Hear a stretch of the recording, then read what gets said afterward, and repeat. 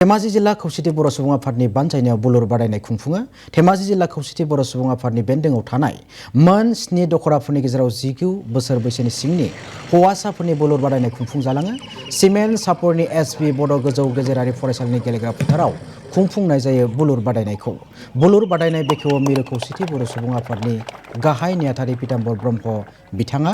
मख'नो गोनांदि जोबथा बादायनायाव सेथि मासि देरहायो सानजारि नोगोर दखरा खौसेथि बर' सुबुं आफाद, नैथियाव देरहासार जायो जनाय दखरा खौसेथि बर' सुबुं आफादा आरो हाबाफारियाव खौसेथि बर' सुबुं आफादनि गोबां बिबानगिरि मावथि बिथांमोना बाहागो लायो।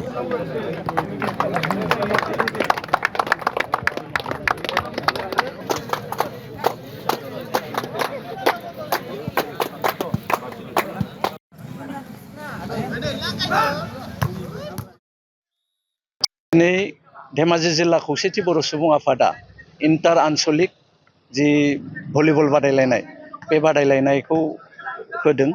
आन्डार 19 जिहेतु बियो खौसेथि बर' सुबुं आफादनि थांनाय बारनि जि जथुमा बे जथुमानि मोनसे डिसिसनमोन जे आन्डार 19आव भलिबल कम्पिटिसनखौ मोनफ्रोमबो जिल्लाया इन्टार आनसलिक खुंगोन आरो मिरुआ बे आनसलिकफोरनिफ्राय जिल्लाफ्रा जि सायख'नाय बे सायख'नाय टीमखौ इन्टार डिस्ट्रिक्ट हिसाबै आन्डार 19 भलिबल बादायलायनायखौ लागोन।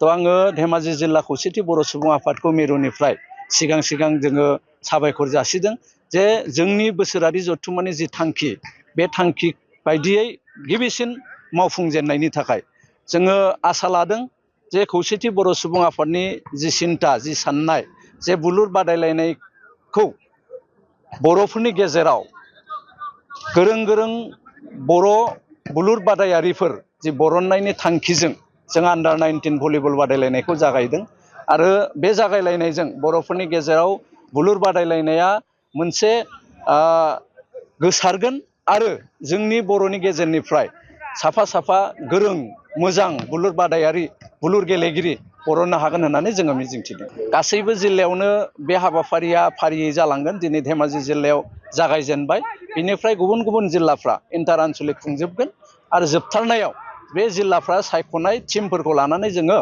मिरुआ एबारनि जथुम्मायाव इन्टार डिस्ट्रिक्ट हिसाबै जोङो बुलुर बादायनाय